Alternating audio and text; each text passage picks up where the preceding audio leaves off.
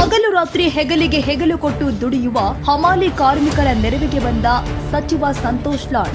ನೆಲೆ ಇಲ್ಲದ ಹಮಾಲಿ ಕಾರ್ಮಿಕರಲ್ಲಿ ಭರವಸೆಯ ಬೆಳಕು ಮೂಡಿಸಿದ ಸಂತೋಷ್ ಲಾಡ್. ಸರ್ಕಾರದ ಯೋಜನೆಗಳೇ ಮರೀಚಿಕೆ ಎಂಬುವರಿಗೆ ಸರ್ಕಾರದ ಕಡೆ ನೋಡುವಂತೆ ಮಾಡಿದ ಕಾರ್ಮಿಕ ಇಲಾಖೆ. ಗಗನನಿ ಭುವನನಿ ಶಿಖರನಿ. ಸಚಿವ ಸಂತೋಷ್ ಲಾಡ್ ಜಾರಿಗೆ ತಂದ ಯೋಜನೆಗಳಿಗೆ ಭೇಷ್ ಎಂದ ಹಮಾಲಿ ಕಾರ್ಮಿಕರು. ಹಮಾಲಿ ಕಾರ್ಮಿಕರ ನಡೆ ನೋಡಿದ ಏಕೈಕ ಸಚಿವ ಸಂತೋಷ್ ಲಾಡ್ ಎಂದ ಕಾರ್ಮಿಕ ಮುಖಂಡ. ಮುಂಬರುವ ದಿನದಲ್ಲಿ ಎಲ್ಲ ಹಮಾಲಿ ಕಾರ್ಮಿಕರು ಸ್ಮಾರ್ಟ್ ಕಾರ್ಡ್ ಪಡೆಯಲಿದ್ದಾರೆ ಎಂದ ಹಮಾಲಿ ಕಾರ್ಮಿಕರು. ಸ್ಮಾರ್ಟ್ ಆಗಲಿದೆಯಾ ಹಮಾಲಿ ಕಾರ್ಮಿಕರ ಬದುಕು?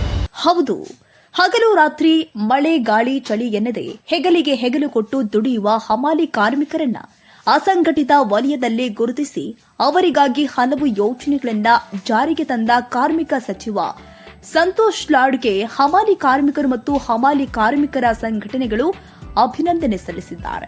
ಎಷ್ಟೊಂದು ವರ್ಷದಿಂದ ನಾವು ಹಮಾಲಿ ಕಾರ್ಮಿಕರಾಗಿ ಕೆಲಸ ಮಾಡ್ತಾ ಇದ್ರು. ಯಾವುದೇ ಸರ್ಕಾರ ಬಂದ್ರೂ ನಮಗೆ ಸರ್ಕಾರದ ಯೋಜನೆಗಳು ಗಗನ ಕುಸುಮ ಎಂಬಂತಾಗಿತ್ತು. ಈಗ ಸಂತೋಷ್ ಲಾಡ್ ಅವರು ಕಾರ್ಮಿಕರ ಸಚಿವರಾದ ಮೇಲೆ ನಮ್ಮ ಮೇಲೆ ಸಚಿವರು ಕರುಣೆ ತೋರಿಸಿದ್ದಾರೆ ಎನ್ನುತ್ತಾರೆ ಕಾರ್ಮಿಕ ಮುಖಂಡರು. ಏಷ್ಯಾ ಖಂಡದಲ್ಲಿಯೇ ದೊಡ್ಡ ಮಾರುಕಟ್ಟೆ ಎಂಬ ಹೆಗ್ಗಳಿಕೆಗೆ ಪಾತ್ರವಾಗಿರುವ ಹುಬ್ಬಳ್ಳಿಯ ಬಸವೇಶ್ವರ ಕೃಷಿ ಉತ್ಪನ್ನ ಮಾರುಕಟ್ಟೆಯಲ್ಲಿ 2,000ಕ್ಕೂ ಹೆಚ್ಚು ಹಮಾಲಿ ಕಾರ್ಮಿಕರು ಕೆಲಸ ಮಾಡ್ತಾ ಇದ್ದು, ಅದರಲ್ಲಿ ಈಗಾಗಲೇ ಅರ್ಧಕ್ಕೂ ಹೆಚ್ಚು ಜನ ಸ್ಮಾರ್ಟ್ ಕಾರ್ಡ್ ಮಾಡಿಸಿದ್ದಾರೆ. ಉಳಿದವರು ಈಗ ಆನ್ಲೈನ್ನಲ್ಲಿ ಅರ್ಜಿ ಸಲ್ಲಿಸಿದ್ದೀವಿ. ಅದೆಲ್ಲವೂ ಸಚಿವ ಸಂತೋಷ್ ಲಾಡ್ ಅವರಿಗೆ ಕ್ರೆಡಿಟ್ ಹೋಗಬೇಕು ಎನ್ನುತ್ತಾರೆ ಹಮಾಲಿ ಕಾರ್ಮಿಕರು. ಒಟ್ಟಾರೆ ಕಾರ್ಮಿಕ ಸಚಿವ ಸಂತೋಷ್ ಲಾಡ್ ಕಾರ್ಮಿಕರ ಬಗ್ಗೆ ಹೊಂದಿರುವ ಕಳಕಳಿಗೆ ಒಂದು ಹ್ಯಾಟ್ಸ್ ಆಫ್ ಹೇಳಲೇಬೇಕು.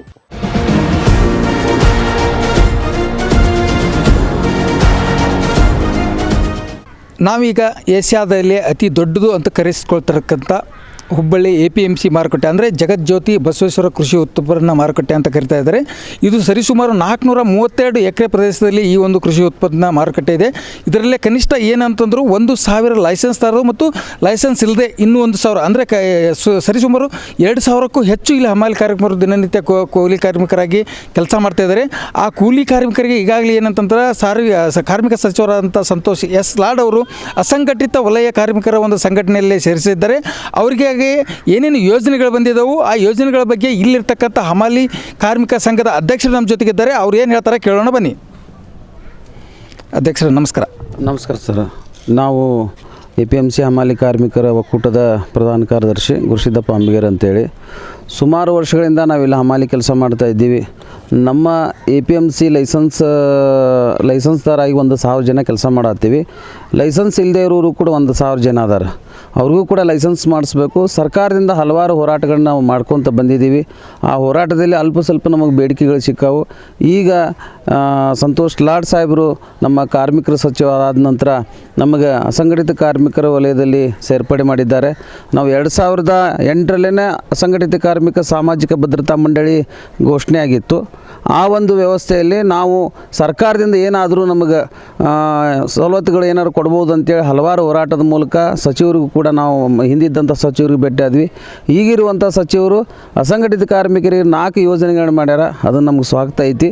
ಆದರೆ ಆ ಒಂದು ವ್ಯವಸ್ಥೆಯಲ್ಲಿ ನಮ್ಮ ಹಮಾಲಿ ಕಾರ್ಮಿಕರಿಗೆ ಬದುಕಿದಾಗ ಏನಿಲ್ಲ ಅನ್ನುವಂಥದ್ದೊಂದು ನೋವು. ಅಂದರೆ ಈಗ ಅವ್ರು ಕೊಟ್ಟಂಥ ಇದು ಏನು ಯೋಜನೆಗಳದಾವೆ ಅವು ನಮ್ಗೆ ಅನುಕೂಲಕ್ಕೆ ಅದಾವೆ.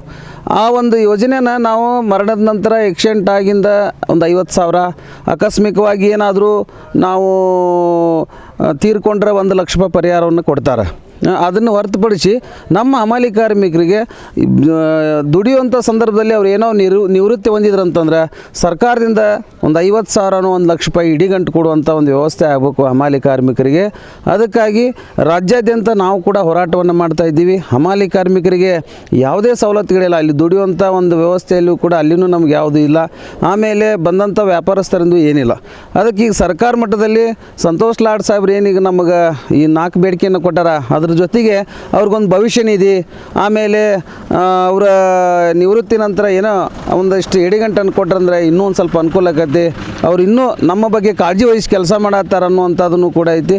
ನಮಗೆ ಅವ್ರ ಮ್ಯಾಗ ವಿಶ್ವಾಸ ಐತಿ. ಇವತ್ತೆಲ್ಲ ನಾಳೆ ಈ ಬಡ ಹಮಾಲಿ ಕಾರ್ಮಿಕರ ಒಂದು ಬೇಡಿಕೆಯನ್ನು ಈಡೇರಿಸ್ತಾರ ಅನ್ನುವಂಥ ವ್ಯವಸ್ಥೆ ಕೂಡ ನಮ್ಮ ಇಡೀ ಹಮಾಲಿ ಕರ್ನಾಟಕ ರಾಜ್ಯದಲ್ಲಿ ಇರುವಂಥ ಹಮಾಲರಿಗೂ ಕೂಡ ಅದು ಇವತ್ತೆಲ್ಲ ನಾಳೆ ಕಾರ್ಮಿಕ ಸಚಿವರು ಆ ಭರವಸೆಯನ್ನು ಈಡೇರಿಸ್ತಾರ ಅನ್ನುವಂಥದ್ದನ್ನು ಕೂಡ ನಾವು ಒಂದು ನಂಬಿಕೆ ಇಟ್ಕೊಂಡಿದ್ದೀವಿ ಸರ್.